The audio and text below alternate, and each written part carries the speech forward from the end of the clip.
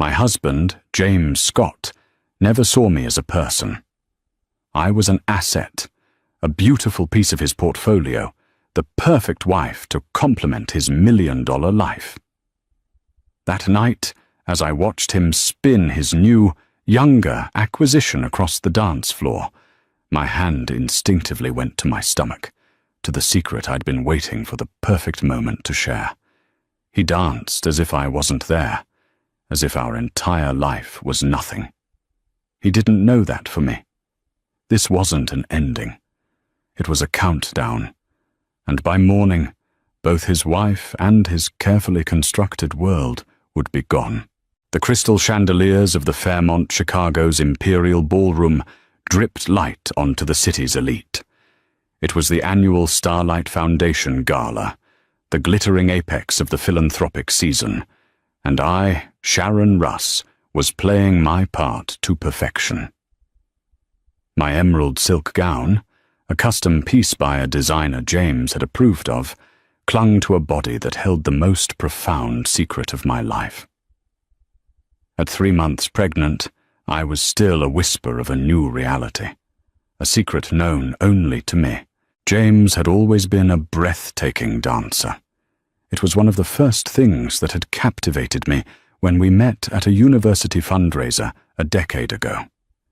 Tonight, his bespoke tuxedo fit his athletic frame like a second skin as he led Rochelle Cherry through an intricate, passionate tango. Her crimson dress was a slash of defiance against the ballroom's muted elegance, a color chosen to be seen, to claim. They moved as one, a seamless, fiery entity, their bodies communicating a story of clandestine meetings and shared desires. They make quite the pair, don't they? A voice purred beside me. Melissa Vance, wife of one of James's junior partners, held her martini like a weapon. Her eyes, however, weren't on the dancing couple, but on me, searching for a crack in my composure. James has always appreciated a partner who can keep up, I replied, my voice a marvel of calm. I took a slow sip of my sparkling water, the bubbles fizzing on my tongue, a stark contrast to the acid churning in my gut. For 6 months, I had known. It started with the scent of a perfume that wasn't mine, clinging to his shirts, the late nights at the office that stretched into sunrises, the financial statements I, with my forgotten degree in architecture and a mind for detail, had started to scrutinize. Rochelle wasn't just a symptom of a failing marriage. She was a strategic acquisition. As a junior analyst at a rival firm, her access to information was almost as appealing to James as her youth. He saw me then, his eyes flickering in my direction for a split second across the crowded floor. There was no guilt in his gaze, only a brief, almost imperceptible annoyance, as if my presence were a minor inconvenience he had to manage. He spun Rochelle, her laughter echoing, and in that moment, I wasn't his wife. I was an audience member he had forgotten to dismiss. The weight of the platinum wedding band on my finger felt impossibly heavy, a shackle to a life that had slowly suffocated me. He had convinced me to put my own architectural firm on hold. Just for a few years, Sharon, he'd said, his voice smooth as honey. Until Scott Capital is stable. Then we'll build your dream. The years had passed. Scott Capital had become a titan in the private equity world, and my blueprints gathered dust in a forgotten corner of our Lincoln Park brownstone. My dream had become my little hobby. I moved through the throng of bodies, the murmur of conversations about stock options and summering in the Hamptons fading into a dull roar. I found myself at a small, unoccupied cocktail table near the edge of the dance floor. The orchestra transitioned to a slower, more intimate melody. James pulled Rochelle closer, his hand splayed possessively on the small of her back. Her head rested on his shoulder, their faces so close they were breathing the same air. This was the moment. The one I had rehearsed in my mind 1,000 times. The point of no return. I slipped the ring from my finger. The metal was cool against my skin, a stark contrast to the heat of my resolve. It was a beautiful ring, a flawless 5-carat diamond James had presented as a symbol of his unwavering commitment. It was, I now knew, just another investment, designed to appreciate in value and secure my compliance. I walked to the edge of the dance floor, directly in their line of sight as they turned. James's eyes widened slightly, a flicker of confusion crossing his perfectly composed features. Rochelle's triumphant smile faltered as she saw me approach. "Sharon," James said, his voice low and laced with warning. "What are you doing?" "I was just admiring the performance," I said, my voice steady and clear, cutting through the music. "It's quite a show." I stepped past them, to the table where they had left their champagne flutes. With a soft, deliberate click that seemed to silence the entire ballroom, I placed my wedding ring on the polished wood beside his glass. "Keep dancing, James," I said quietly, my gaze meeting his. For the first time in a long time, I felt no fear, only a vast, liberating emptiness. My hand drifted down, resting for a fleeting moment on the gentle curve of my belly. "You won't even notice I'm gone." I turned before he could form a response, before his mind could process the public defiance, the sheer audacity of my act. I walked, not ran, through the parting sea of onlookers, my spine straight, my head held high. Behind me, I could feel the ripple of chaos, the first tremor in the earthquake that was about to shatter James Scott's perfect world. He wouldn't catch me. By the time he untangled himself from his mistress and his pride, I would be a ghost, on my way to a future I had meticulously designed without him. A future for two. The sleek, anonymous black sedan idled at the East Service entrance of the Fairmont, just as promised. The man behind the wheel, Daniel Wilson, didn't look at me as I slid into the passenger seat. His focus was on the rear-view mirror, his expression a mask of calm concentration.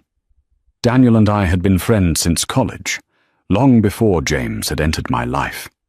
He was a cybersecurity analyst, a man who saw the world in patterns and back doors, and the only person who knew the full truth of my gilded cage. "You did it," he said, his voice low as he pulled away from the curb, merging smoothly into the river of Chicago traffic. "Are you okay?" "I'm better than I've been in a decade," I whispered, the adrenaline of the last 10 minutes beginning to recede, leaving a hollow, vibrating space in its wake. I resisted the urge to look back. The glittering hotel, the life it represented. It didn't deserve a final glance. Daniel's friendship was one of the few things James had never managed to acquire or diminish. He'd tried, of course, referring to Daniel as my tech nerd friend, with a dismissive wave of his hand. But Daniel had seen through James from the beginning. "He doesn't look at you," Daniel had told me once, years ago, after a dinner party. "He looks past you, at what you reflect back on him." I had been offended then. Now the accuracy of his assessment was a chilling comfort. The car hummed along Lakeshore Drive, the city's skyline a breathtaking panorama of light and steel. It was the city where I'd dreamed of building, of leaving my mark with structures of glass and concrete. Now I was leaving it behind, a fugitive from my own life. "He's going to call," Daniel said, breaking the silence. "He's probably blowing up your phone right now." I reached into my clutch, pulled out the rose-gold iPhone James had given me for my birthday, and powered it off without a second thought. "Let him. By morning, this number won't exist." The memory surfaced. Unbidden? It was our 2nd anniversary. We were in our half-furnished Lincoln Park brownstone, surrounded by moving boxes. I had just landed my first major independent contract, a renovation project for a historic downtown library. I was ecstatic, spreading the blueprints across our new dining table, my voice alive with passion as I explained my vision for the space. James had listened for about 3 minutes, a polite, vacant smile on his face. Then he'd gently rolled up my blueprints. "That's wonderful, honey. A great little hobby to keep you busy," he'd said. "Now, about the fundraiser for the alderman next month. I need you to chair the planning committee. It's crucial for the Scott capital expansion." I remembered the air leaving my lungs, the way my excitement had withered under the weight of his casual dismissal. A hobby. All my years of education, my passion, my talent, reduced to a hobby. That was the first time I realized our partnership wasn't a collaboration, it was a corporation, with him as CEO and me as the beautifully decorated, unpaid head of hospitality. The compromises began there, small at first, then consuming. I put my firm on hold. I chaired his committees. I hosted his clients. I curated our life to be a flawless backdrop for his ambition. I had become the architect of my own prison. "We're heading north," Daniel said, pulling me from the memory. "The cabin in Wisconsin is ready. You'll be safe there for a few days while we initiate the next phase." "And the package?" I asked, my voice tight. "In the glove compartment, new ID, new phone, and the access keys to the accounts." I opened it. Inside was a driver's license for an Anna Cole. The woman in the photo was me, but not me. Her hair was a honey blonde, her expression neutral and unreadable. There was a debit card for a bank in Zurich and a sleek, encrypted smartphone. Anna Cole. It felt strange on my tongue, the name of a stranger who was about to become my salvation.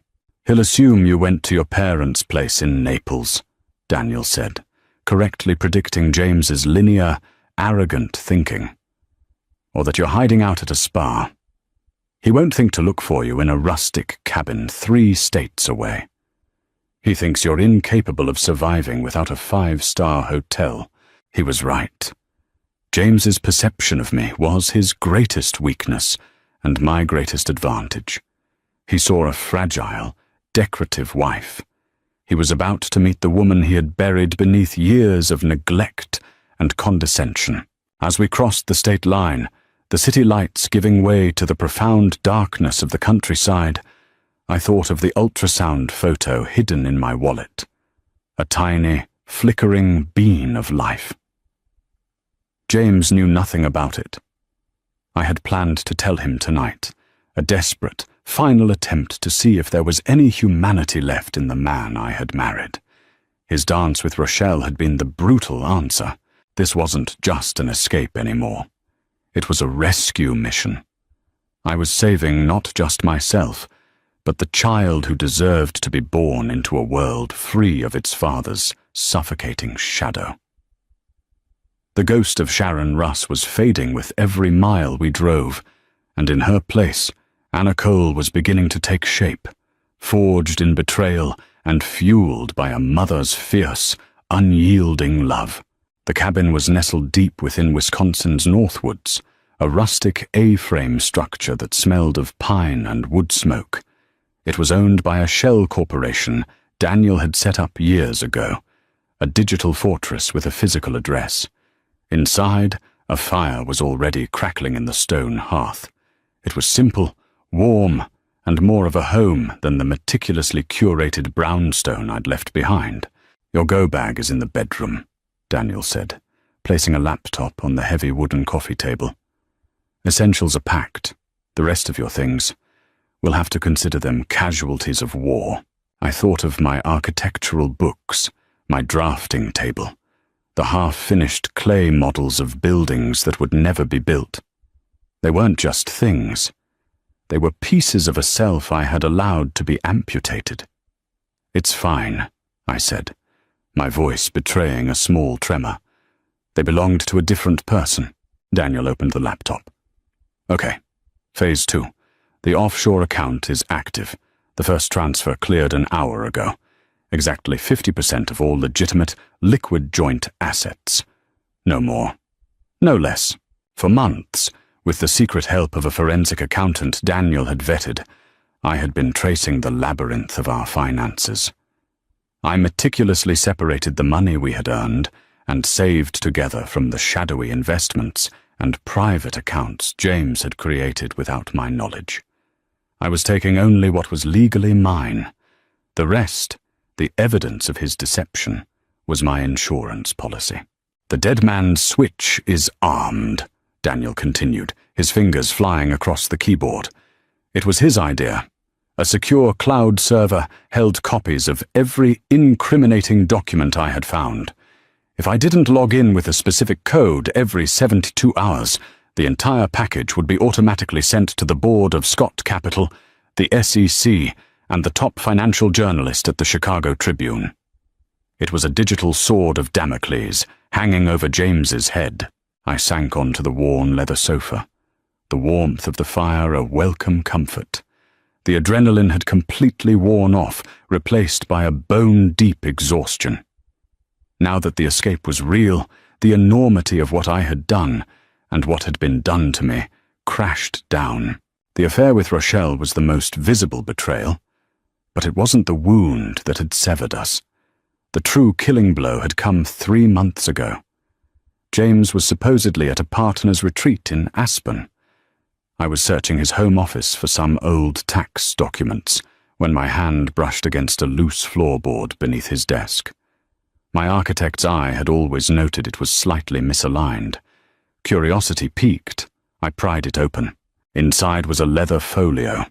It didn't contain stock certificates or secret love letters. It contained mortgage documents. A second mortgage, to be precise, for $2.5 million, taken out against our fully paid-off Lincoln Park home. My signature was on every page, a flawless, undeniable forgery. The notary was a junior associate at his firm. I remembered staring at the papers, my vision blurring. He hadn't just been cheating on me. He had stolen our foundation, the one tangible asset that was supposed to be our shared future. The money had been wired to an account I couldn't access, an account tied to an LLC I had never heard of. When I confronted him, he had laughed it off. "It's a temporary liquidity solution, Sharon, a brilliant investment for the firm. The returns will be astronomical. You have to trust me. Trust me." The 2 words he had used to dismantle my life, piece by piece. Trust me when I said you should put your career on hold. Trust me when I said we should use your inheritance for the down payment on the house. Trust me when I said there was nothing going on with Rochelle. That was the moment love died. Not in a fiery explosion, but in the cold, silent vacuum of discovery. The planning for my exit began the next day. The affair was just noise. The forged signature was the declaration of war. "Sharon?" Daniel's voice was gentle, pulling me from the darkness of the memory. "You're thinking about it, aren't you? The house?" I nodded, unable to speak. "What he did was more than just criminal," he said, his gaze steady. "He looked at the home you built together, the future you were planning, and he leveraged it like any other asset on his balance sheet. You included. He was right. In James's world, everything and everyone had a price. He'd calculated my value and decided I was worth less than a high-risk investment. He had failed to account for one thing. I was no longer willing to be undervalued. I took the new phone from the table, its surface cool and unfamiliar. On the screen, Daniel had installed a private banking app. I logged in, and there it was. A balance that represented not just money, but freedom. A future. Enough to start over. Somewhere far away. Somewhere Anna Cole could build something new. Not just for herself, but for the tiny life growing inside her. "Thank you, Daniel," I said, the words feeling utterly inadequate. I couldn't have... I know, he interrupted softly. You would have done the same for me. Now get some sleep. The real work begins tomorrow. As I lay in the cabin's small guest room, listening to the wind sighing through the pines, I felt the first flutter in my womb. A tiny, reassuring pulse. It was a promise. I wasn't just running away from a man. I was running toward a future, and for the first time in a very long time, I would be its sole architect. I woke to the insistent buzz of the encrypted phone. The digital clock read 7:12 a.m.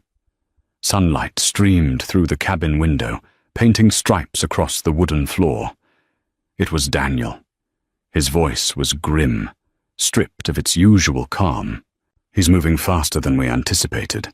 He's already called the police. I sat up, my heart starting a frantic rhythm against my ribs. They'll make him wait 24 hours. An adult has the right to leave. Normally, yes, Daniel said. But James Scott isn't a normal person. He donated $500,000 to the police chief's re-election campaign last year. They're treating it as a priority, high-risk missing person case. He's playing the concerned husband card, and he's playing it hard. A chill snaked down my spine. I had underestimated his brazenness, his ability to manipulate the very systems meant to protect people. I moved to the living room, where the small television was tuned to a 24-hour news channel. And there he was. James stood on the steps of our brownstone, his face a mask of carefully crafted anguish. Rochelle was nowhere in sight. He wore a somber grey suit, his expression grave as he spoke to a scrum of reporters. "I'm begging for my wife's safe return," he said, his voice thick with emotion. "Sharon has been under immense stress lately. She hasn't been herself. I fear she may be disoriented, confused. If anyone has seen her, please contact the authorities immediately. We just want her home safe. Stress. Disoriented. Confused." The words were poison darts, designed to discredit me before I could even speak. He was building his narrative. I wasn't a woman who had escaped a toxic marriage. I was an unstable wife who had suffered a mental breakdown. It was brilliant. It was diabolical. Standard playbook. Daniel's voice crackled over the phone. If he can't be the hero, he'll be the victim. It gets worse. He's offering a $50,000 reward. $50,000. That was enough to turn every gas station attendant, motel clerk, and nosy neighbor between Chicago and the coast into a potential informant. The safety of my anonymity was evaporating with every word he spoke. "They're triangulating your old phone's last location to the Fairmont," Daniel continued. "They'll be pulling surveillance footage from the entire area. My car will be on it. You need to get rid of it," I said instantly. Already on it. Meeting a contact in Milwaukee who specializes in making vehicles disappear. "But this accelerates everything, Sharon. You need to be transformed, and on the road by noon." I looked at my reflection in the dark television screen. The dark brown hair, the familiar shape of my face. It was the face of a missing person. It was a liability. In the bathroom, the supplies Daniel had packed were laid out like a surgeon's tools. Boxes of honey blonde hair dye, colored contacts, makeup palettes designed for contouring, for changing the very structure of one's face. The physical transformation from Sharon to Anna had to happen now, and it had to be perfect. As the acrid smell of the hair dye filled the small room, I thought about James's performance. He was a master manipulator, not just of finances, but of people. He had manipulated me for years, convincing me my own ambitions were small and frivolous compared to his grand vision. Now he was doing it to the entire city. My old life felt like a distant country. The woman who hosted elegant dinner parties and selected fabric swatches seemed like a stranger. That woman would have been terrified. She would have been broken by James's public betrayal. But Anna Cole wasn't broken. She was focused. As I washed the dark dye from my hair, watching it swirl down the drain like remnants of a past life, the encrypted phone buzzed again. It was a news alert from a local business journal that Daniel had forwarded. The headline read, "Scott Capital announces major European expansion. London office to open Q4. I froze, water dripping from my newly blonde hair onto the floor. The article detailed James's ambitious plan to launch a new headquarters in London. It quoted him extensively about his vision for global market dominance. The article was dated 2 days ago, the day before the gala. He had been planning a move. A massive, life-altering move to another continent. And he had never said a single word to me. My mind raced, connecting the dots. The second mortgage, the mysterious LLC, the drained accounts. It wasn't just a liquidity solution for his firm. He was funding his own escape, an escape that clearly didn't include me. Then Daniel sent a second link, this one from a high-end international real estate blog. The headline was a punch to the gut. Knightsbridge penthouse sells for $8.5 million to U.S. financier. The article featured a photo. It was of James, beaming, standing on the balcony of a stunning glass-walled apartment with a panoramic view of Hyde Park. And standing next to him, her hand linked through his arm, was Rochelle Cherry. The floor seemed to drop out from under me. All this time, I had been meticulously planning my escape from him, believing I was one step ahead. But he had been planning his own exit all along. A new firm, a new continent, a new life with a new woman. I hadn't just been betrayed. I had been slated for abandonment. My disappearance hadn't ruined his plans. It had merely been an inconvenient, premature start to them. A strange, cold fury settled over me, displacing the fear. This changed everything. My plan was no longer about just disappearing and starting over. It was about survival against a man who would have left his pregnant wife with nothing but a mountain of debt and a forged signature. I looked at the emerging blonde woman in the mirror. Her eyes were still Sharon's, but they held a new, hard light. "Daniel," I said into the phone, my voice devoid of any tremor. "Change of plans. I'm not hiding in the Midwest. Book me a ticket. I'm going to London. If James Scott wanted to build a new empire, I would be there to watch it burn." There was a moment of stunned silence on the other end of the phone. "London?" Daniel finally said, his voice a mixture of disbelief and dawning respect. "Sharon, that's the heart of his new operation. It's the last place you should be." "No," I countered, my voice hardening with newfound conviction. "It's the only place I can be. He'll be looking for a distraught, broken woman hiding in a small town in America. No one will be looking for a confident, successful architectural consultant setting up a new practice in the UK. They'll be looking for Sharon Russ. They won't even see Anna Cole." My mind was racing, the architect within me seeing the structural flaws in James's grand design. He was arrogant. He believed he had outsmarted everyone, especially me. His arrogance was the weakness I could exploit. Hiding was a defensive move. Going to London was an offensive one. "This is insane," Daniel breathed.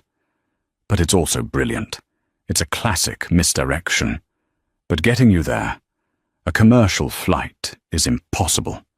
Your face, even changed, is too much of a risk. The TSA, facial recognition, James will have put you on every watch list he can." "Then we find another way," I said, already toweling my blonde hair dry. The transformation was startling. The lighter hair color changed the entire tone of my skin, the shade of my eyes. I was already becoming someone else. "There's a network," Daniel said after a long pause. People I know through my work. Not criminals. Specialists. They help people disappear. Journalists in danger. Witnesses. People like you. It's deep. It's underground. And it's expensive. But they can get you to London without a paper trail. Use it, I said without hesitation. The money in the Zurich account was for this. It was for survival. While Daniel made the call, I finished my transformation. The hazel-colored contacts went in, turning my dark brown eyes into a warm, ambiguous shade. I used the contouring makeup, subtly altering the perceived shape of my cheekbones and jawline. I dressed in the simple, practical clothes from the go bag, jeans, a cashmere sweater, comfortable boots. Nothing like the designer labels Catherine Elliott favoured. When I looked in the mirror, the woman staring back was a stranger. Plausible. Unremarkable. Invisible. An hour later, Daniel called back. It's done. A woman will meet you in 2 hours. Her name is Marlene. She drives a beat-up Ford Transit van. Her company officially transports rare art pieces. You will be her cargo. She'll take you to a private airfield in rural Illinois. From there, a cargo plane to a staging point in Iceland, then another to a small airport outside of London. No passports, no commercial terminals. The efficiency was breathtaking. This was a world I never knew existed, operating in the shadows of the one James dominated. I have to go dark now, Sharon, Daniel said, his voice heavy. Once they identify my car from the Fairmont footage, they'll be all over me. They'll monitor my communications, my financials. I've prepared for it, but I can't risk leading them to you. From now on, you are Anna Cole. We can't speak directly again until this is over. The finality of his words hit me with unexpected force. Daniel was my lifeline. Now, the rope was being cut. How will I know you're okay? I asked, a knot of fear tightening in my chest. Every Friday I'll make a small anonymous donation to the World Wildlife Fund online. If you see the donation, you know I'm safe. If a week passes without it. He didn't need to finish. Be safe, Daniel. You too, Anna, he said, using the new name for the first time. The call ended. I stood in the silent cabin, completely and utterly alone. For a fleeting moment, the weight of it all threatened to crush me. I was a pregnant woman with a fake name, about to be smuggled across the Atlantic in a cargo plane, heading toward a confrontation with a powerful, ruthless man. I took a deep breath and placed a hand on my belly. The faint flutter I'd felt before was stronger now. A tiny flicker of life, reminding me what this was all about. This wasn't just my fight. It was ours. I packed the few remaining items into a simple backpack. I wiped down every surface in the cabin, erasing any trace of my presence. As I waited for Marlene, I powered up the new laptop and began my research. I wasn't just going to London to hide. I was going there to build. I searched for small, independent architectural firms, co-working spaces for creative professionals, industry networking events. I started building the foundation for Anna Cole's professional life before she even set foot in the city. James had erased Sharon Russ's career. He would never get the chance to touch Anna Cole's. He thought he was building a global empire. He had no idea a ghost was coming, a ghost who knew all his secrets and had nothing left to lose. The hunter was about to become the hunted, and the game was moving to a new continent. The brown Ford Transit van that pulled up to the cabin looked exactly as Daniel had described, unassuming and slightly battered. The woman who stepped out was in her late 50s, with sharp, intelligent eyes and silver hair pulled back in a practical braid. She wore a simple denim jacket and carried herself with an air of quiet authority. "Anna?" she asked, her voice low and direct. There were no pleasantries. "Yes," I replied. "I'm Marlene. Let's go. We're on a tight schedule." The back of the van was surprisingly sophisticated. It was climate-controlled and fitted with secure harnesses and padded compartments. My backpack was stowed, and I was strapped into a small, concealed passenger seat. It was windowless and isolating, a moving vault designed to transport priceless objects. Today, that object was me. We drove for hours in silence. Marlene was a focused, methodical driver, her eyes constantly scanning the road and her mirrors. She was a professional, and her competence was a strange comfort in the disorienting darkness. "Daniel told me about your change of plans," she said eventually, her voice coming through a small intercom. "It's a bold move. Most people in your situation just run." "My husband left me with no other choice," I said. "Running isn't enough. Men like him, they don't just let go," Marlene observed. "They see people as possessions. When a possession is stolen, they'll burn down the world to get it back, not because they miss it, but because their pride can't handle the loss." Her words perfectly encapsulated James's mindset. His frantic search wasn't born of love or concern. It was a desperate attempt to regain control of a narrative that was slipping from his grasp. We arrived at a small private airfield in the middle of nowhere. The plane was a nondescript cargo jet. The pilot and co-pilot nodded at Marlene, but asked no questions.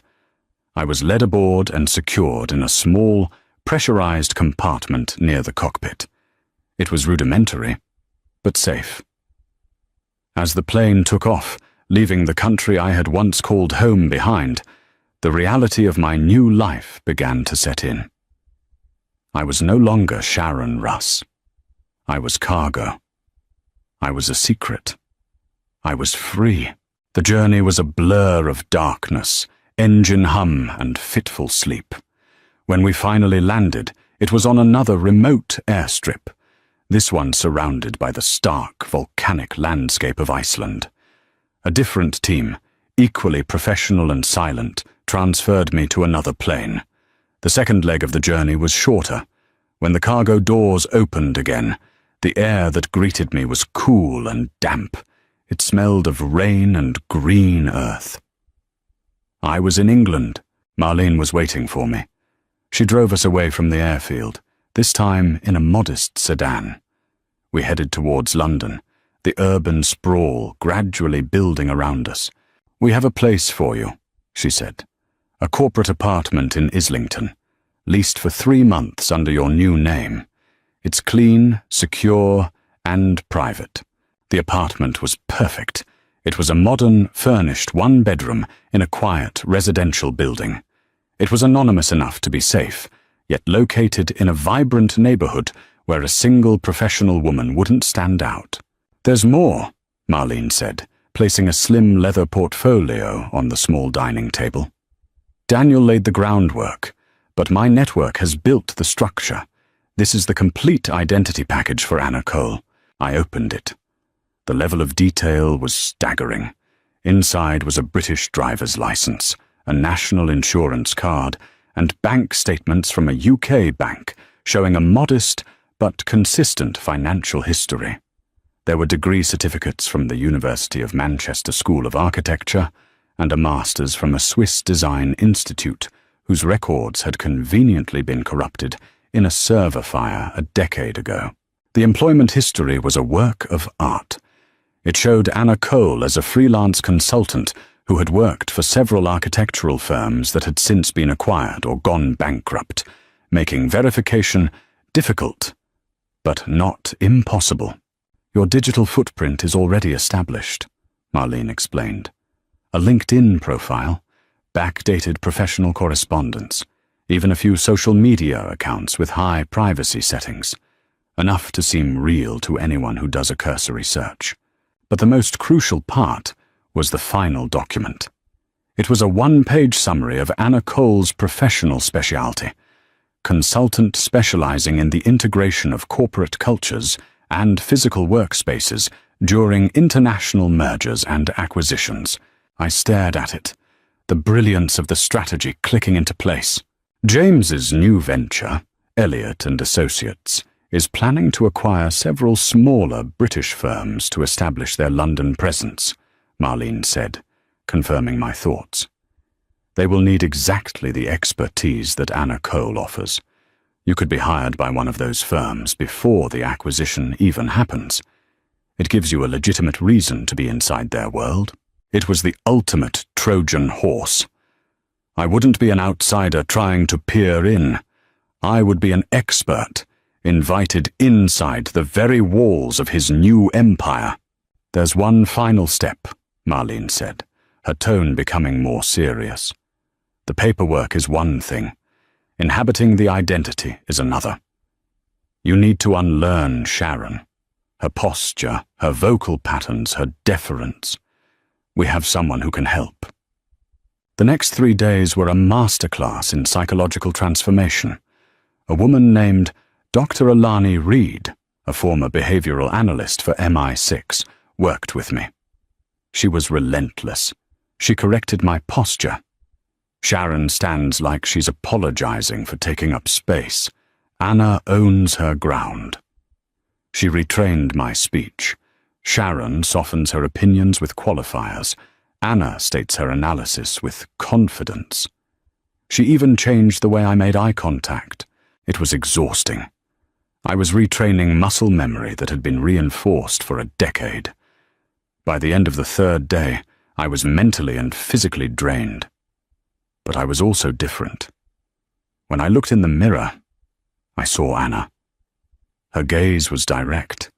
Her smile was genuine, not performative. Her confidence was earned, not borrowed. On the 4th day, Marlene brought me a tablet. "It's starting," she said. Daniel released the first package. The headline was from the Chicago Tribune. Scott Capital launches internal investigation into founder James Scott, following allegations of financial impropriety. The article, citing a confidential source, detailed the unauthorized second mortgage on the Lincoln Park property and raised questions about potential client fund mismanagement. James's carefully crafted image as the tragic victim was beginning to crack.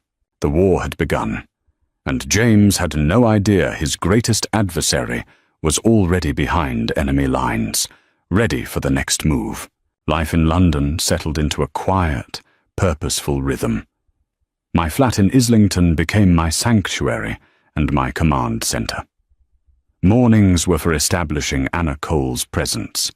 I spent hours in cafes, a laptop open in front of me, drafting proposals and sending outreach emails to small and mid-sized architectural and design firms across the city. I wasn't just playing a role, I was actively building a legitimate business. My specialty, workspace integration during corporate mergers, was niche and in high demand in a city that was a global hub for finance and law. It was the perfect cover, leveraging my real expertise while providing a plausible reason for my interest in the very firms James was targeting for acquisition. Afternoons were for exploration. I walked for miles, learning the city's streets, from the leafy squares of Bloomsbury to the vibrant chaos of the South Bank. I sketched buildings in a small moleskin notebook, feeling a part of myself that had been dormant for a decade, slowly reawakening. In Chicago, I was Mrs. James Scott. Here, I was just Anna, a woman with a sketchbook and a future. The anonymity was intoxicating. I was careful. I paid for everything in cash or with the UK debit card. I varied my routines. I avoided the flashy, American-heavy districts like Mayfair and Knightsbridge, the places James and Rochelle would eventually frequent. I was a ghost, deliberately haunting the parts of the city they would never think to look. Every Friday, I checked the World Wildlife Fund's website, and every Friday, a new small donation would appear in the public ledger. Daniel is safe. The simple confirmation was a lifeline, a silent conversation across an ocean. 3 weeks after my arrival, the second wave of Daniel's attack hit. This time, the story was bigger. An investigative piece in the Wall Street Journal. The Missing Wife and the Missing Millions. Inside James Scott's Web of Deception. The article was a masterpiece. It methodically laid out the timeline of James's financial maneuvers, juxtaposing them against his public pleas for my return. It detailed the forged mortgage, the offshore LLC, and the Knightsbridge penthouse purchase. It didn't just suggest impropriety, it provided a roadmap of his fraud. Crucially, it included a quote from a handwriting expert who deemed the signature on the loan documents a highly skilled but definite forgery. The narrative collapsed overnight. James was no longer the grieving husband. He was the primary suspect in a story of greed and betrayal. The Chicago PD, facing public humiliation for being so easily manipulated, immediately reclassified my case, and the SEC officially launched a formal investigation into Scott Capital. I read the article from my small London flat, a cup of tea growing cold in my hands. There was no triumph, no glee, only a cold, grim satisfaction. This was the inevitable consequence of his actions. I hadn't created his downfall. I had simply turned on the lights so the world could see the monster he had always been. My phone, the secure one Marlene had given me, buzzed with a message from an unknown number. The protocol was simple. If a message was legitimate, it would contain a specific 5-digit code. The code was there. The message was brief. He's distracted. The board is forcing him out. Rochelle is lawyering up. Now is the time to plant the seeds. M. It was time for Anna Cole to make her move. The next day, I attended a networking event for commercial design professionals in Shoreditch. I circulated, making conversation, discussing trends in sustainable office design. I was no longer the silent wife, standing by her husband's side. I was a professional, speaking with authority on a subject I loved. I targeted a conversation with the managing partner of a firm called Dalton and Finch, a respected historic British firm that I knew, from my research, was struggling financially and ripe for acquisition. I also knew it was at the top of James's target list.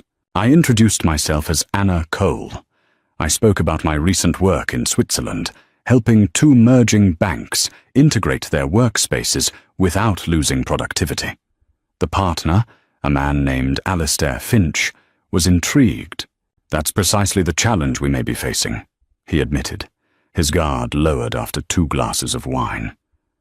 We're in talks about a potential partnership with a larger American entity. It's a delicate process, I said sympathetically. Merging corporate cultures is as much about architecture as it is about human resources.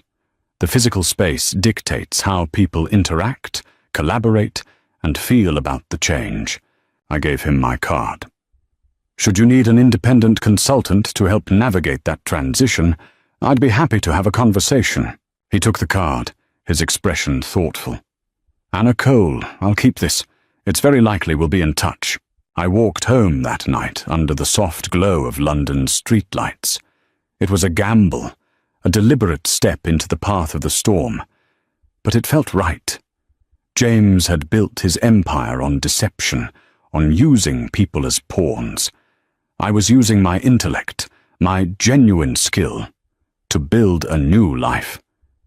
And if that life happened to give me a front-row seat to the implosion of his, it was a poetic justice I was willing to embrace.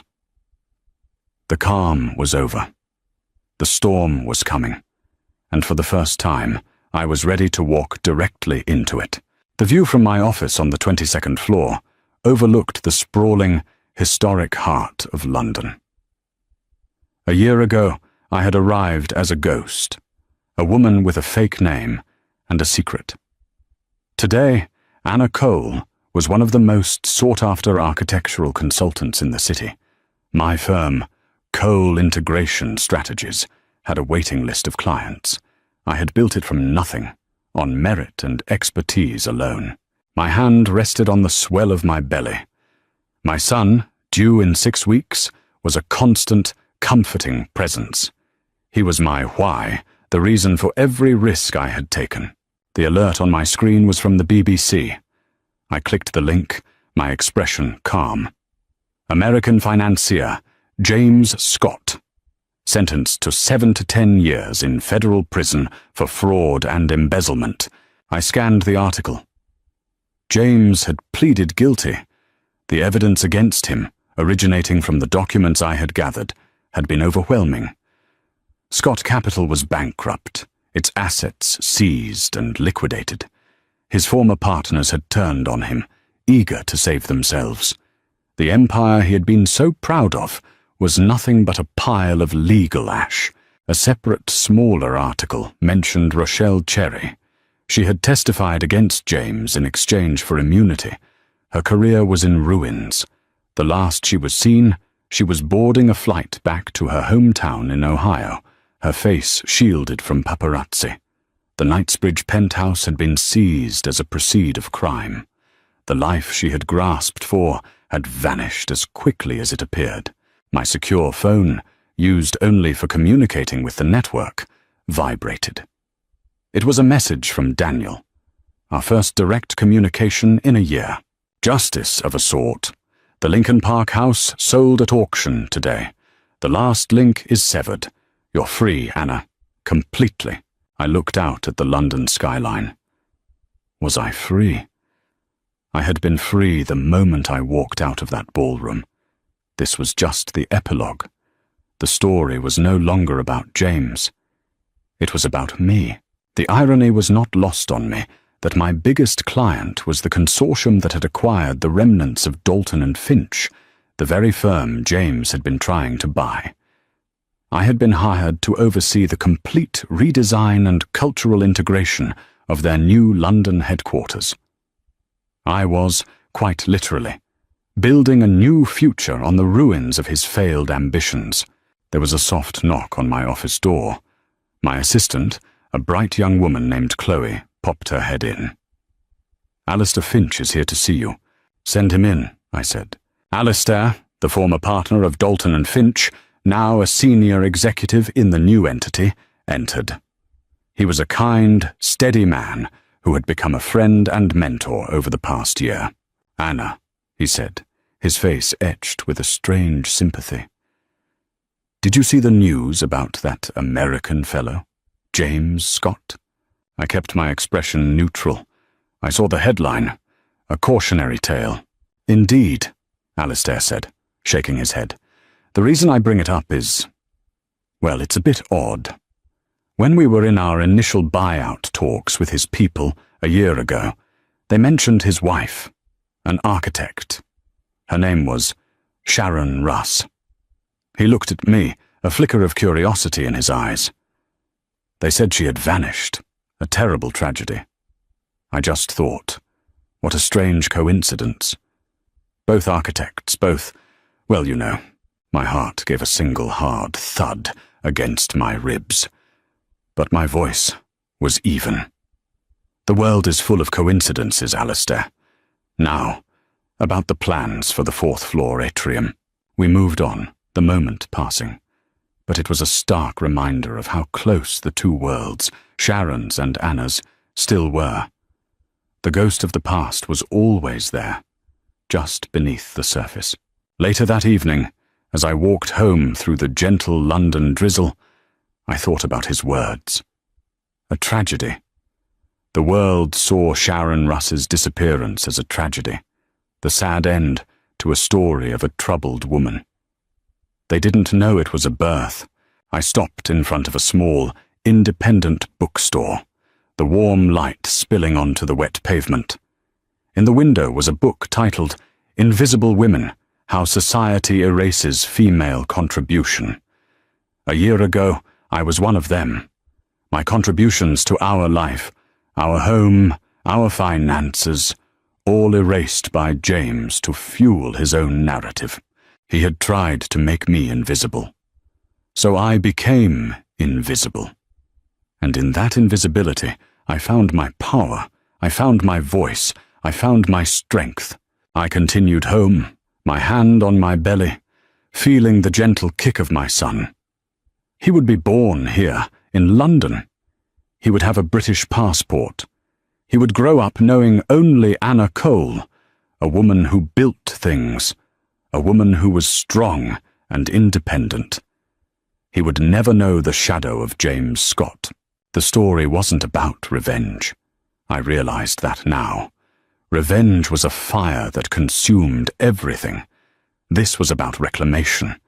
I had reclaimed my name, my career, my future, and the right to bring my child into a world of safety and integrity. James wasn't a monster I had slain. He was simply a structural weakness in my old life, a flawed foundation that I had to demolish before I could build something true and lasting. And I was, first and foremost, an architect.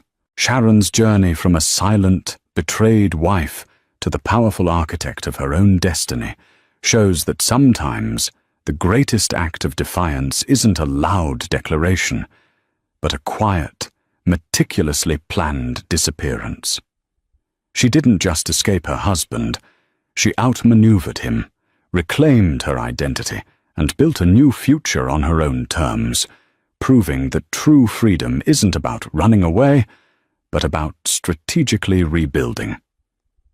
Her story is a powerful reminder that the quietest people often have the most resilient spirits.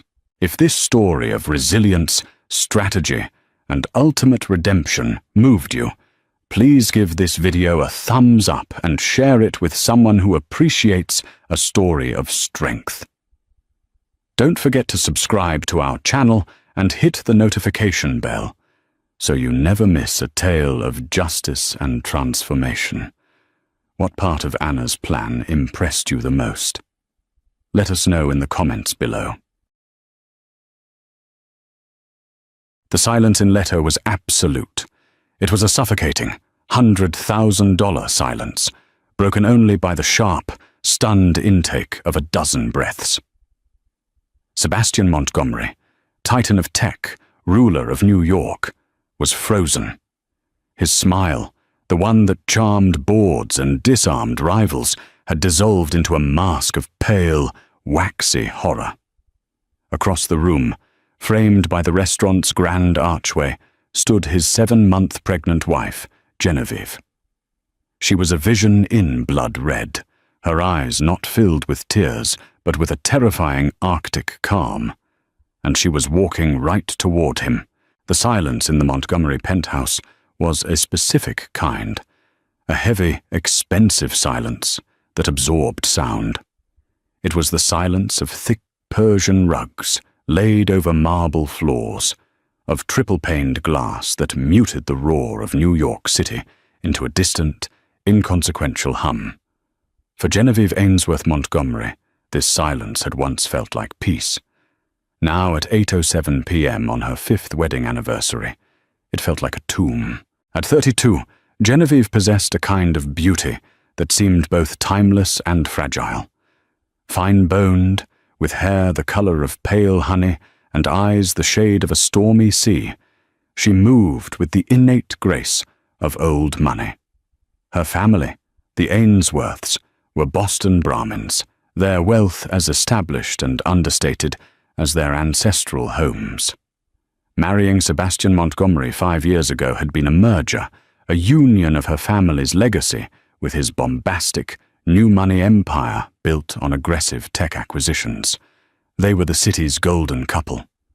From the outside, their life was an exquisite tapestry. Inside, Genevieve had been pulling at loose threads for months. She stood before the floor-to-ceiling window, one hand resting protectively on the gentle, firm swell of her stomach. 7 months. After 2 years of quiet heartbreak, invasive treatments, and clinical despair, this baby was their miracle. It was supposed to be the glue that mended the imperceptible cracks that had formed in their marriage. Instead, the cracks seemed to be widening into chasms. Sebastian had become a ghost in their home.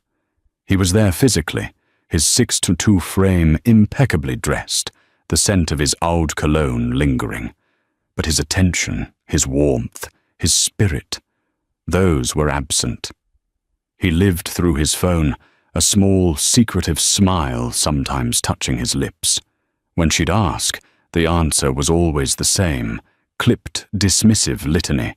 Work, Jen, always work. Tonight was their 5th anniversary. She had booked a private chef, the scent of seared scallops and truffle risotto, now a sickening mockery in the air. She'd arranged for her favorite peonies to fill the apartment and laid out the sapphire earrings he had given her on their 1st anniversary. It was a desperate, hopeful attempt to reclaim what they had lost. At 6:00 p.m., he'd breezed in, tossing his briefcase onto a velvet chaise. He didn't kiss her. He kissed the air near her cheek. Evening. Don't wait up for me. I've got that late dinner with the Japanese investors. We're trying to close the Kenjiro deal. Genevieve's heart, which had been fluttering with fragile anticipation, plummeted. Sebastian, it's tonight, our anniversary. He paused, halfway to the bedroom, and turned. For a moment, she saw a flicker of something in his eyes. Guilt, perhaps. But it was extinguished as quickly as it appeared, replaced by a mask of mild irritation. Right. Damn. Look, Jen, I'm sorry. This deal is massive. Billions on the line. We'll celebrate this weekend. I'll take you anywhere you want. Fly to Paris just for the weekend. How about that? He didn't wait for an answer. The promise of Paris was a practiced deflection, a shiny object meant to distract her from the immediate hurt. It used to work. It wasn't working anymore. The chef is already here, Sebastian, she said, following him, her slippers whispering on the carpet. I cancelled my spot at the Children's Foundation benefit for this. He emerged wearing a fresh shirt, his focus on his cufflinks. Well, uncancel it, or enjoy the meal yourself. Give the chef a big tip. We can afford it. His cruelty was casual, almost an afterthought. That's what hurt the most. He didn't even have the energy to argue properly. She was an item on his to-do list that he was rescheduling. Where is the dinner? She asked, her voice quiet but firm. Leto, he said, without thinking. They're very particular about punctuality. Leto. The word hung in the air. A physical blow. The city's most exclusive, most romantic restaurant, where a reservation was harder to get than a private audience with the Pope. It was where he had proposed to her. The irony was so thick, so suffocating, she felt she might choke on it. A business dinner. With Japanese investors, at the most intimate French restaurant in the city. The lie was not just a lie, it was an insult to her intelligence. She watched him spritz on his cologne, adjust his Patek Philippe watch. He looked every inch the billionaire titan of industry. He looked like a stranger. All right, Sebastian, she said, her voice betraying none of the turmoil inside her. She smoothed down the front of her silk maternity gown. Have a successful dinner. He gave her a brief, satisfied smile, pleased by her easy capitulation. That's my girl. I'll make it up to you, big time. He leaned in for another air kiss and was gone. The heavy front door closed with a soft, definitive click that echoed the closing of a door in her heart. The silence returned, heavier than before.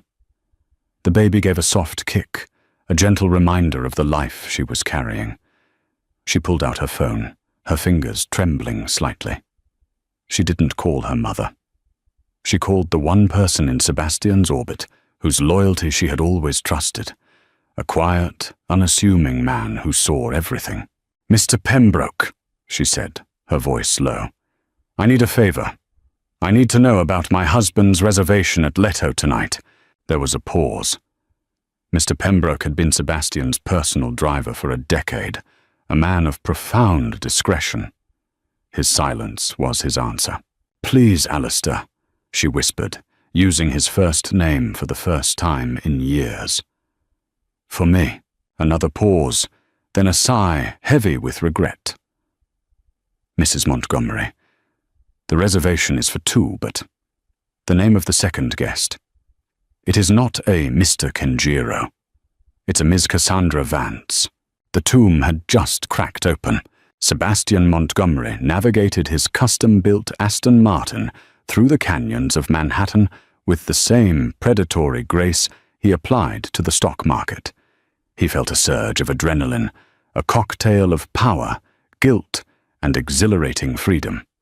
Guilt was a fleeting, inconvenient emotion he'd learned to compartmentalize. Freedom, however, was the drug he chased, and Cassandra Vance was his newest, most potent dose. He glanced at the passenger seat. Cassie was everything Genevieve was not. Where Genevieve was classic elegance, Cassie was modern fire. Her hair was a sharp, jet-black bob, her lips were painted a defiant crimson, and her laughter was loud and uninhibited. She was 26, a hungry up-and-coming art curator he'd met at an Art Basel party he'd attended. Alone. "Are you sure about this, Seb?" Cassie asked, her voice a low purr. She ran a perfectly manicured finger along the polished walnut dashboard. "Your wife. An anniversary. It feels necessary," he interrupted smoothly. He reached over and took her hand, his thumb stroking her knuckles. "Jen and we've been drifting for a long time. The marriage has become a business arrangement." "And the baby?" she asked, her striking emerald eyes searching his. This was the delicate part. "The pregnancy," he sighed, a masterful performance of a man trapped. "It was an accident, a last-ditch IVF effort that we didn't expect to work. It's complicated." It was a masterful blend of truth and fiction. They had been drifting.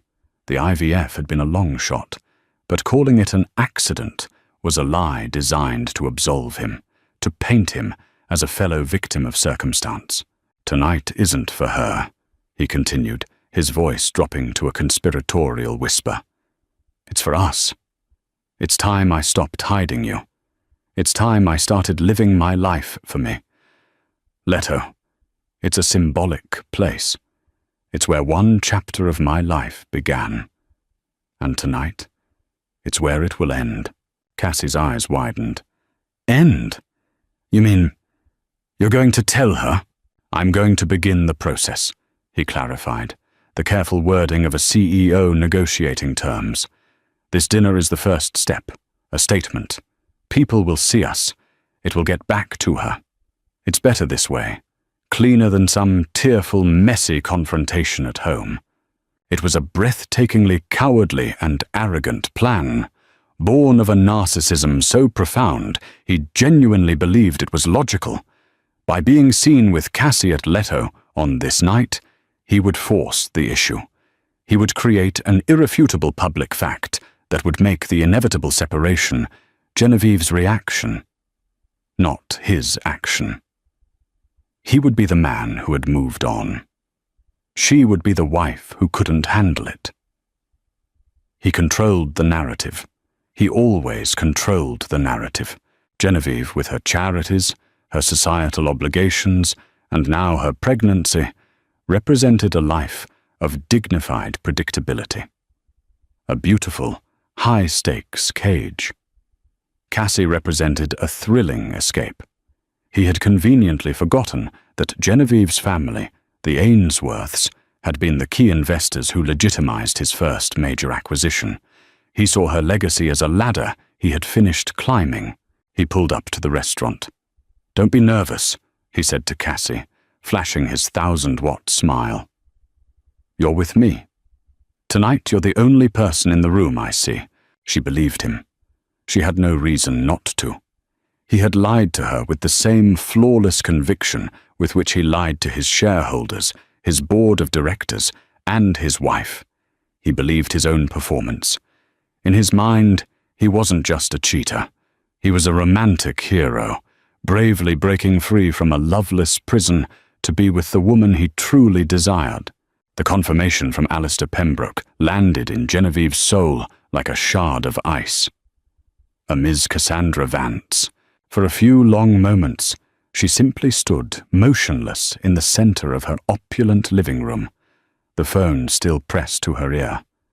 The scent of the anniversary dinner wafted from the kitchen, a nauseating mockery of her naivety.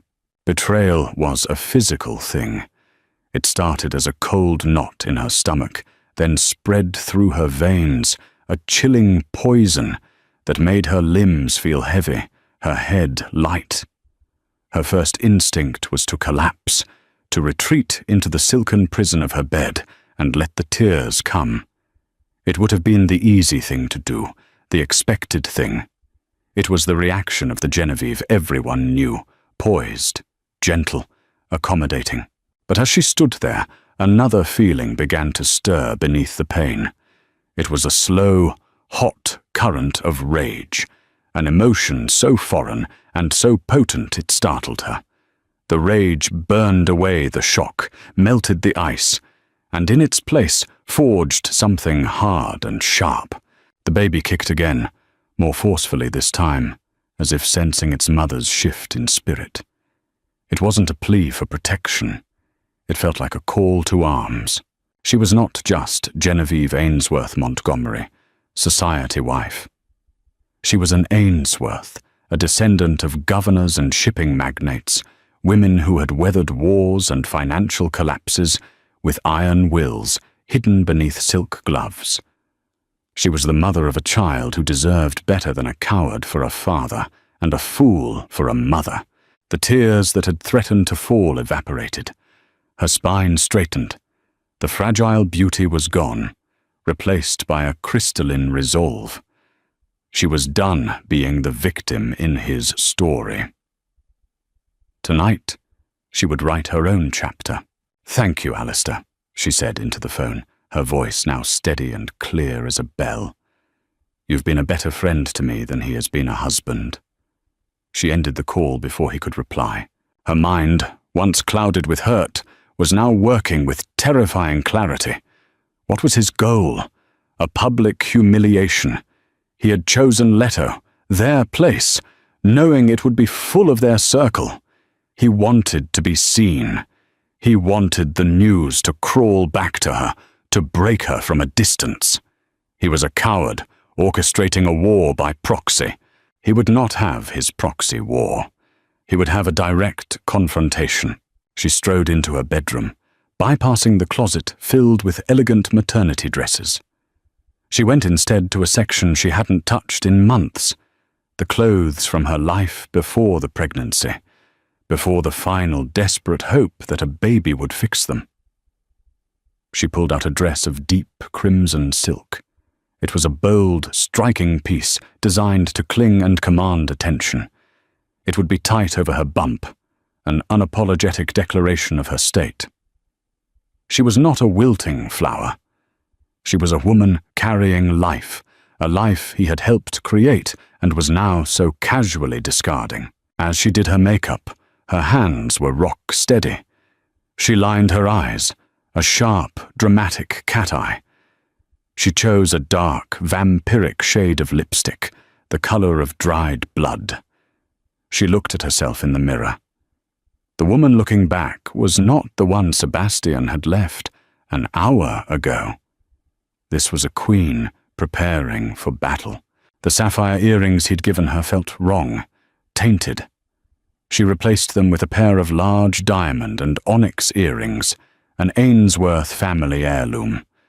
They felt like armor. She walked back into the living room. The private chef, a kindly man named Pierre, looked up from the stove with a worried expression. "Madame Montgomery, is everything all right?" "Monsieur is late. There's been a change of plans, Pierre," Genevieve said, her tone leaving no room for argument. "Dinner is cancelled. Please pack everything up.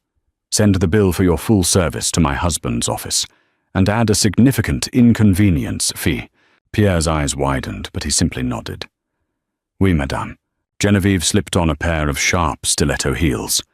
Impractical. Painful. Perfect. She grabbed a small clutch, her phone, and paused by the table set for two. With a deliberate, steady hand, she picked up the single perfect peony from the vase and snapped its stem. The quiet crack was deeply satisfying. She didn't call a car service. She walked out to the street and hailed a yellow cab, the kind of transport Sebastian would have sneered at. The city lights blurred past, a river of gold and neon. During the ride, she didn't rage or cry. She planned. She thought about prenuptial agreements, about company bylaws, about the shares in Montgomery Tech that were held in her name as part of the marriage merger. She thought about the Ainsworth legal team, a pack of sharks who had been with her family for generations. Sebastian thought this was a personal drama. He had forgotten it was also a business transaction, and he was about to make a very, very bad trade. When they arrived at Leto, the maître d', a severe-looking man named Antoine, greeted Sebastian with the practiced deference reserved for the city's true royalty. "Monsieur Montgomery, a pleasure. Your table is ready." Antoine's eyes flickered to Cassie for a microsecond, a flicker of professional surprise that he quickly masked.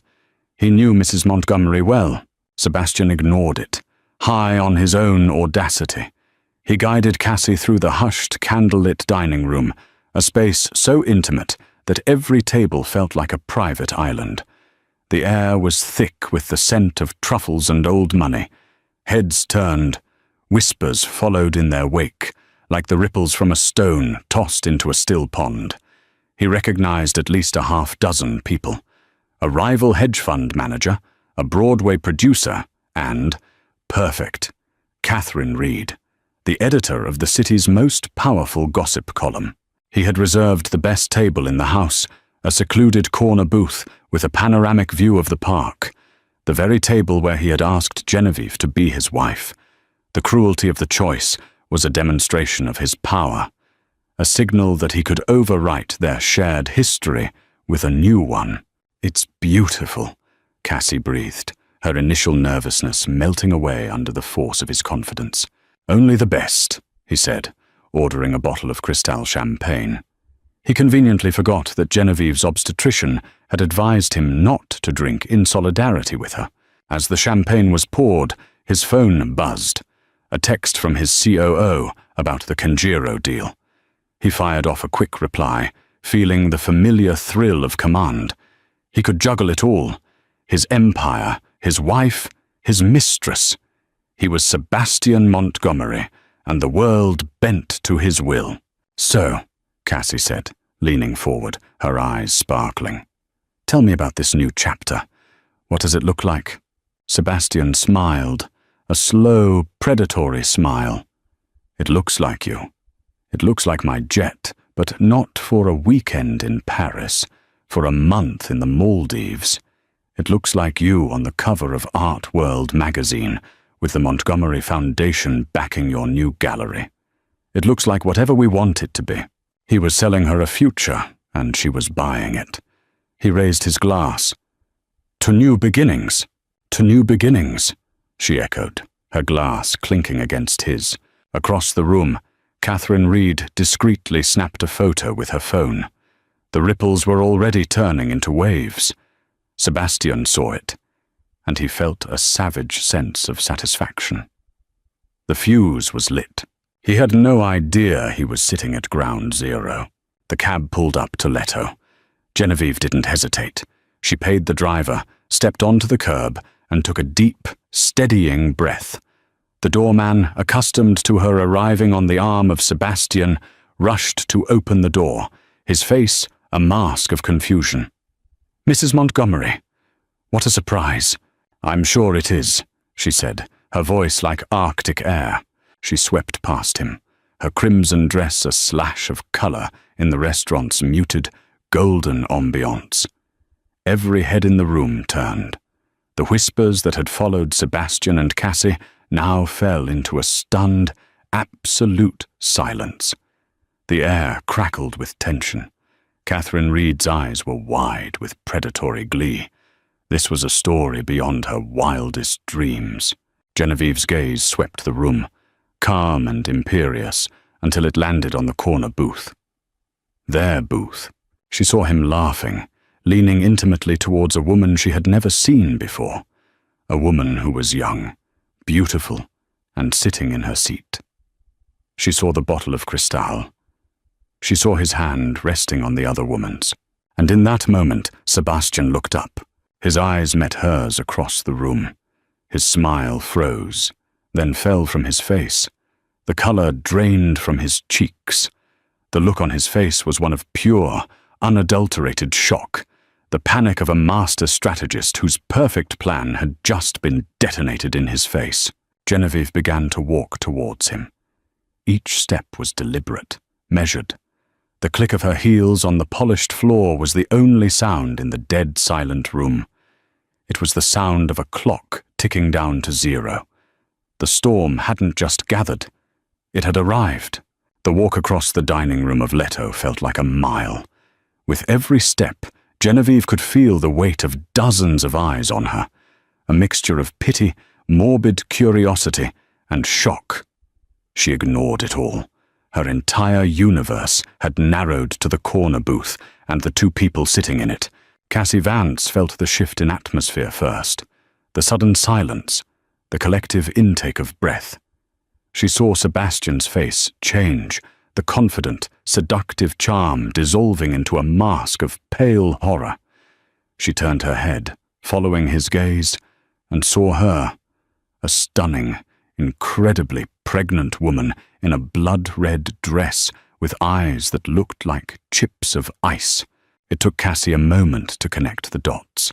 The wife, the pregnant wife, the one he'd said was part of a business arrangement. "Seb," Cassie whispered, her voice laced with confusion. "Who is that?" Sebastian didn't answer. He was paralyzed, caught in the headlights of a disaster entirely of his own making. He had planned for whispers, for rumors, for a controlled demolition. He had not planned for this, for Genevieve, in the flesh, looking like an avenging angel here to preside over his public execution. Genevieve reached the table. She didn't look at Cassie. Not yet. Her gaze was locked on her husband. She stood there for a long moment, allowing the tableau to sear itself into the memory of everyone watching. The billionaire, his mistress, and his 7 months pregnant wife. "Sebastian," she said. Her voice wasn't a shout. It was worse. It was calm, controlled, and dripping with contempt. "I believe you have my seat." The simple sentence landed with the force of a physical blow. Sebastian flinched. He started to stand, knocking his knee against the table in his haste. "Genevieve, what are you doing here? We can talk about this at home." "Home?" Genevieve let out a short, sharp laugh, devoid of any humor. "You mean that place you occasionally visit between business trips?" "No, I don't think so. You wanted a public statement, Sebastian. So here I am. Let's make a statement." Her eyes finally moved to Cassie. She took in the younger woman's sharp beauty, her expensive dress, her confused and dawning horror. Genevieve saw not an enemy, but another casualty of Sebastian's colossal ego. "And you must be the Japanese investor," Genevieve said, her voice softening with a chilling sort of pity. "He has a real talent for mergers and acquisitions, doesn't he? Tell me, did he promise you the world? A new gallery? Perhaps a life free of complications?"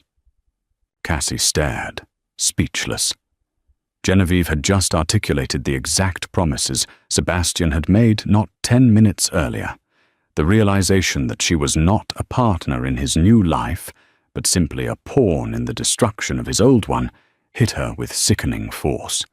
She looked at Sebastian, her expression shifting from adoration to disbelief, and then to fury. "What is she talking about, Seb?" Cassie demanded, her voice rising. "Jen, stop it! You're making a scene!" Sebastian hissed, his face now a blotchy red. He reached for her arm. Genevieve pulled back as if his touch were venomous. "A scene?" she repeated, her voice rising in volume, finally cracking with the raw pain she had held in check. "You dare to talk to me about making a scene? You bring your acquisition to our restaurant, to our table, on our anniversary, while I am at home pregnant with your child, and you talk to me about making a scene?" The word pregnant echoed in the silent room. Cassie recoiled as if she'd been slapped.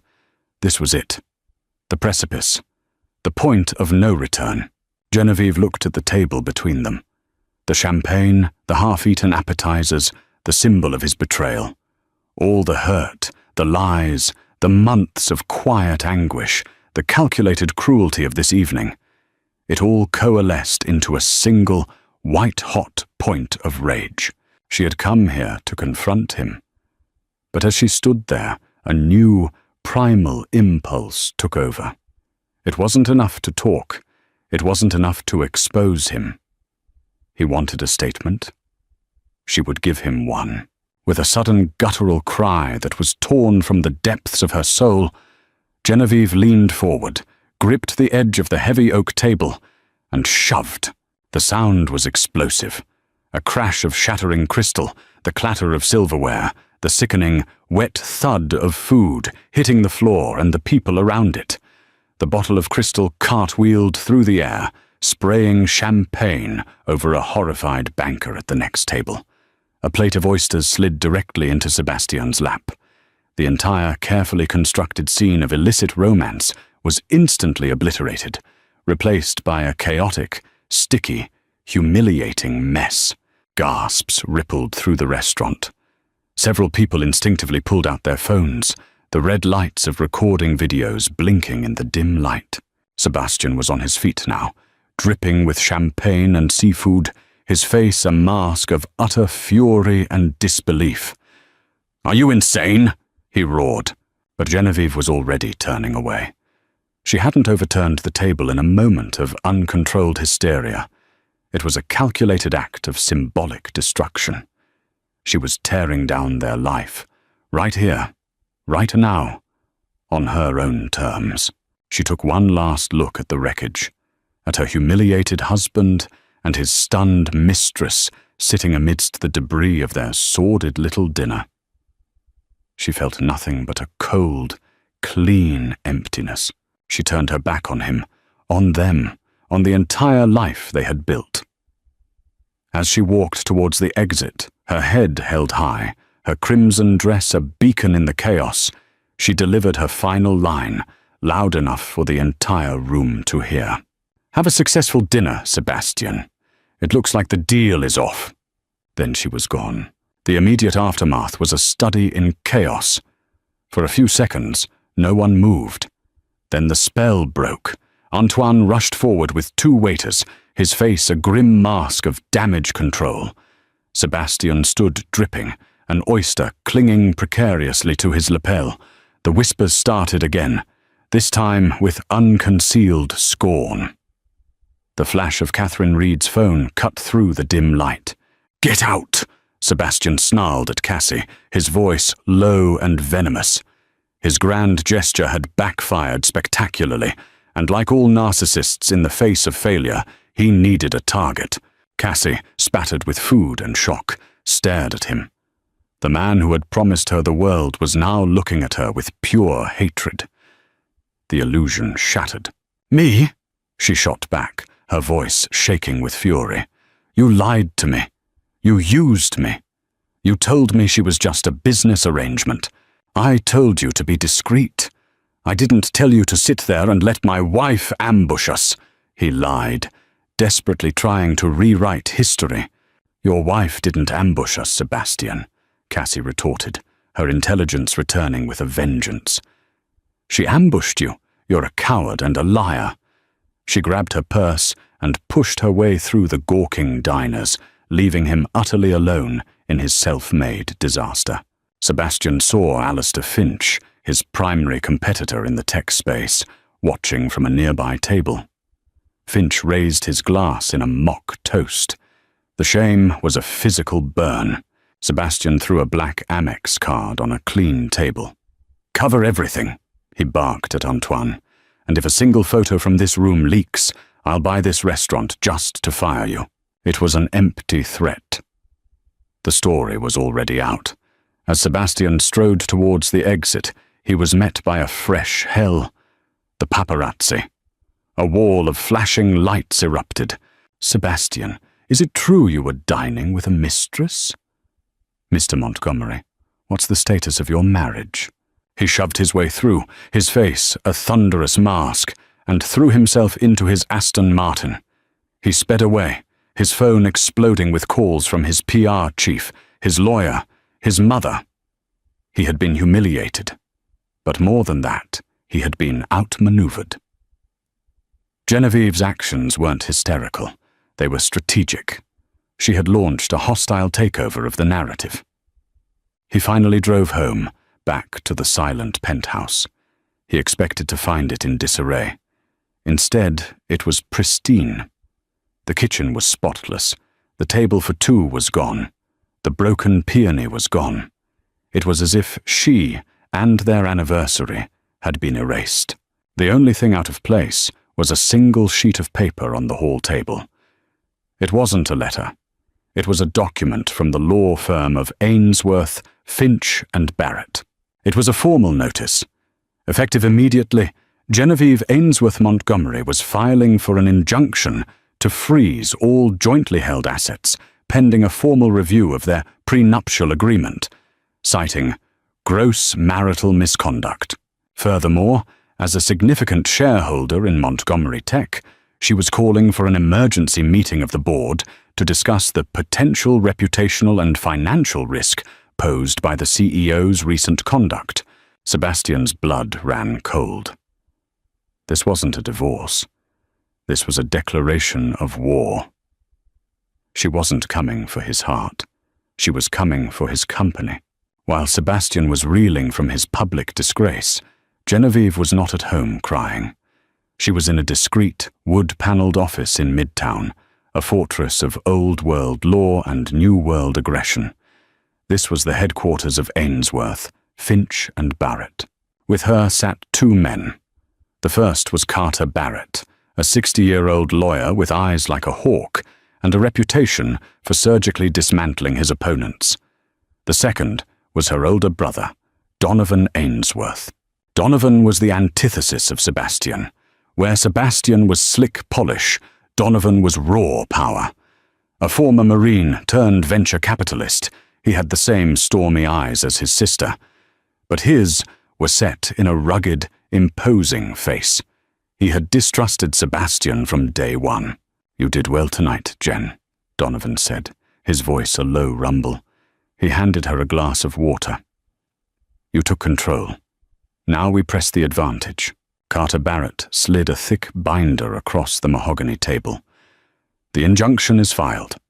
By 7 a.m. tomorrow, he won't be able to move $1 from any joint account without our approval.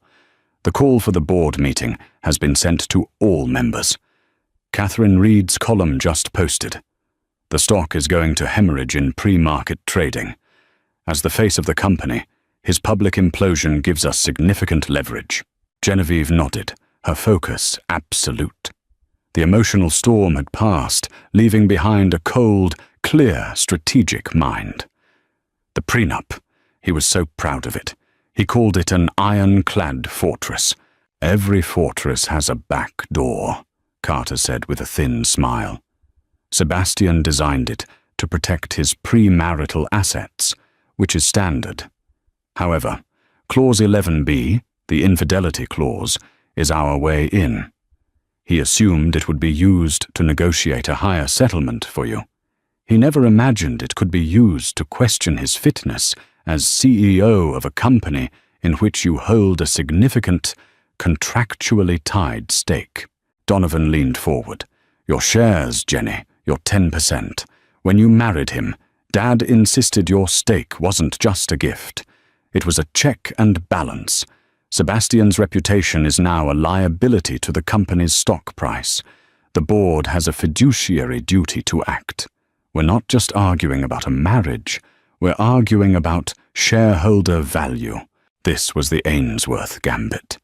They were transforming a messy, personal divorce into a cold, corporate coup. Sebastian had underestimated her, and more foolishly, he had underestimated her family. As the strategic talk swirled around her, Donovan paused, his expression softening as he looked at his sister, the rage in his eyes replaced by a deep, protective concern. "Jen, are you all right?" "Really?" he asked. "Forget the money. Forget the company. What he did to you. To the baby." Genevieve's composure finally wavered. A single tear traced a path down her cheek. "He killed what was left of us, Donnie. He killed it on purpose. He was always a snake," Donovan growled. "I never understood what you saw in him, especially after he said what he did about the treatments." Genevieve froze. What are you talking about?" Donovan hesitated, looking at Carter, then back at his sister. "Damn it. A few months ago, at the club, he'd had a few too many scotches. I was congratulating him, cautiously, on you being pregnant. And he just laughed. It was a bitter sound. He said something like, 'A miracle. That's what she calls it. Or maybe just good timing from the mailman.' He implied the baby wasn't his." The air left Genevieve's lungs. It was a betrayal so profound, so much deeper than simple adultery, that it threatened to undo the iron resolve she had so carefully constructed. Sebastian didn't just cheat on her. He suspected her of cheating on him, and he had used that suspicion to justify his own affair. He had poisoned their one miracle before it had even begun. "But why?" she whispered, her voice trembling. He knows his issues. 2 years prior, after a severe illness, a doctor had given Sebastian a grim prognosis about his fertility. The chances were astronomically low. It had crushed him, striking at the core of his virile, powerful self-image. The subsequent rounds of IVF had been her idea, her hope. He had participated reluctantly, already resigned to failure. And here was the final, devastating twist. The secret she had been holding on to. The one she had planned to reveal tonight as the ultimate anniversary surprise. She looked at her brother, her eyes filled with a fresh, tragic pain. "He's wrong, Donnie," she said, her voice barely audible. "He's so wrong." She reached into her crimson clutch and pulled out a folded piece of paper. She had been carrying it with her all night, a talisman of hope that was now a relic of a dead dream. She slid it across the table to her brother. It was a lab report from her obstetrician, dated 3 weeks ago. It was the result of a non-invasive prenatal paternity test. She had done it secretly, wanting to have irrefutable proof to present to him alongside her announcement. A grand gesture to erase all his silent, masculine fears. Donovan unfolded it. He scanned the technical jargon until he found the conclusion at the bottom. Probability of paternity. 99.999% subject. Sebastian Montgomery. "No," Genevieve whispered, another tear falling. "The last round of IVF. It worked. I wanted to surprise him tonight. I wanted to see his face when he knew for sure that he hadn't failed, that we had our miracle, his miracle." The tragic irony was suffocating. The entire edifice of his betrayal, the affair with Cassie, the lies, the public humiliation, had been built on a foundation of his own bitter, mistaken insecurity. He had thrown away the one thing he secretly wanted most in the world at the very moment it had been given to him. He hadn't just cheated on his wife. He had betrayed his own unborn child in the most fundamental way possible. Carter Barrett, the lawyer who had watched this exchange in silence, cleared his throat gently. He looked at the paternity test, then at Genevieve, his hawk-like eyes filled not with legal cunning, but with a flicker of human sympathy. "This," he said, his voice low and firm, "changes everything. This isn't just a divorce leverage point, Mrs. Montgomery. This is the moral justification for a complete corporate and personal restructuring. He didn't just break a contract. He abdicated his entire legacy based on a lie he told himself. Genevieve slowly refolded the paper. The ice was back, harder than before. "Good," she said. "Use it. Use it all. I want him to understand what he's lost." 3 months later, the New York autumn had turned the leaves in Central Park to shades of gold and rust. The city was the same, but the world of Sebastian and Genevieve Montgomery had been irrevocably altered. The fallout from the Leto incident had been swift and brutal. Catherine Reed's column, complete with grainy cell phone videos of the table flip, had gone viral. Montgomery tech stock plummeted by 15% overnight. The emergency board meeting was a bloodbath.